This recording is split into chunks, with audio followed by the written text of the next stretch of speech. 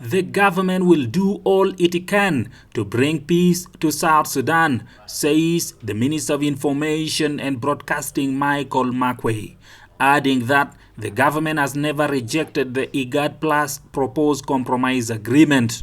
We have never stated that we have rejected the document, but we are saying we are improving on the document so that it is owned by the people of South Sudan.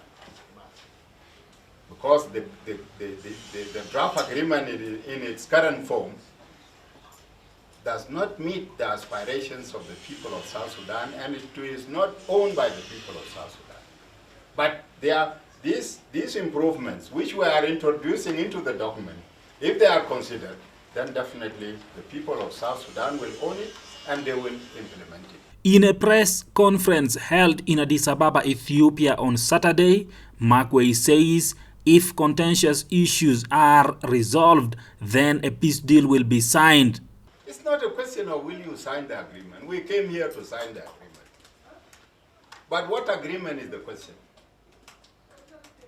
We came to sign an agreement that is durable, lasting, and that will be owned by the people of South Sudan. And we came to sign it, and we are saying these provisions, if they are amended, we will sign it. In lieu of that, we will continue to negotiate until we agree and sign it. This is what we are saying.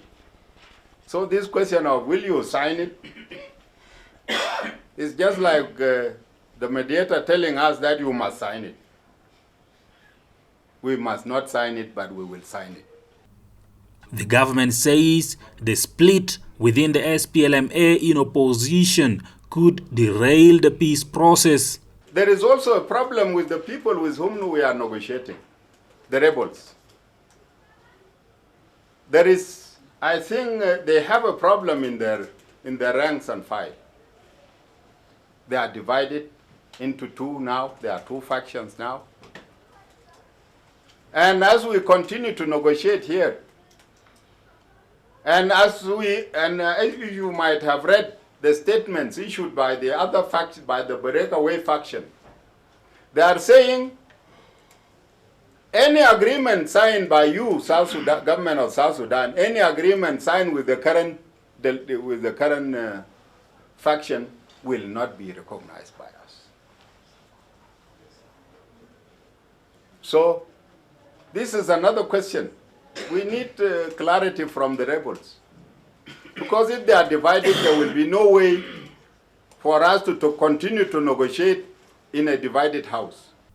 Makuei also had some words for the mediators. Negotiation is a process, it is not an event. You don't say by this time you must do this. It is not an event, it is a process. And if it is a process, there is no way we would come and say, last time when we agreed and said we set a date for it, to discover that that date did not work.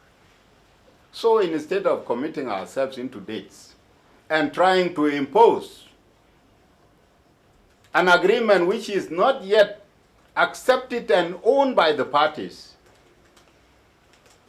then I would advise that in case the parties do not agree, give them the chance to continue negotiating. They will agree. But if you try to impose whatever on the parties, I don't know who is going to implement it. If it is a negotiation, I don't see any reason why should the mediators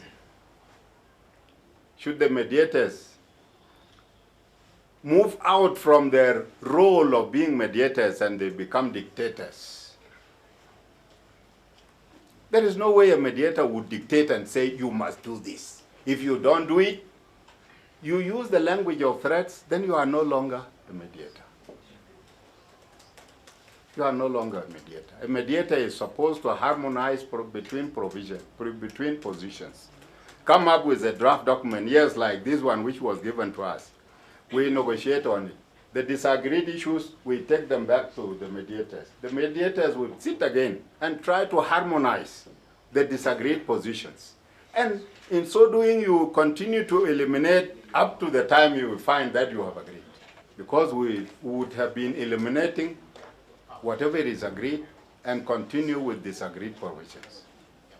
But if you bring it to me and say, you read it, whatever is agreed, if both of you agree, you amend that agreed provision.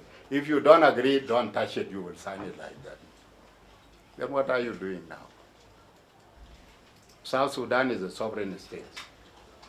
There is no way a member state will be threatened by another member state. Anybody who has any proposal that is usually open, you propose to the parties, let them continue to negotiate. I'm disappointed with the statement made by the chief mediator. The chief mediator who threatened that if the parties are not signing on the 17th, then they will apply Plan B. This is a really disappointing statement. It is not a statement of a mediator, and he loses his credibility as a mediator.